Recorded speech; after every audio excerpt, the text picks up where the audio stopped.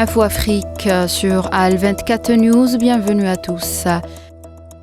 L'Union africaine étudiait jeudi une requête de Mogadiscio, lui demandant de ralentir le retrait de sa force déployée en Somalie, ont indiqué des responsables de l'organisation panafricaine. La troisième et avant-dernière phase, dont le mandat s'achève le 31 décembre, prévoit le départ d'ici fin juin de 4 000 des 13 500 soldats encore présents.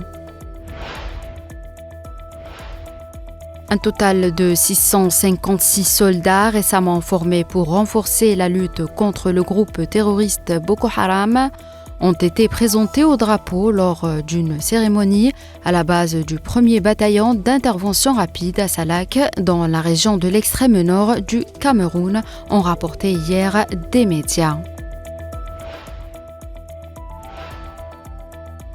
Le président malawien Lazarus Chakwera a nommé hier le ministre des Ressources naturelles et du changement climatique, Michael Uzi, au poste de vice-président après le décès de son prédécesseur dans un accident d'avion la semaine dernière. Le gouvernement a ensuite annoncé que l'investiture du nouveau vice-président aurait lieu ce vendredi après-midi.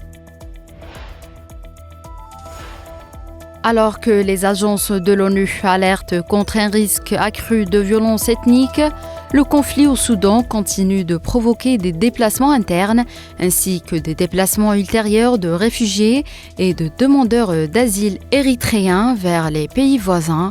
Les réfugiés et migrantes érythréennes de tout âge ont été victimes de graves violations, notamment de violences sexuelles, d'enlèvements, de servitude domestique et d'esclavage sexuel à Khartoum et dans des zones contrôlées par les forces de soutien rapide, a déclaré devant le Conseil des droits de l'homme Mohamed Abdessalem Babiker, rapporteur spécial des Nations Unies sur la situation des droits de l'homme en Érythrée.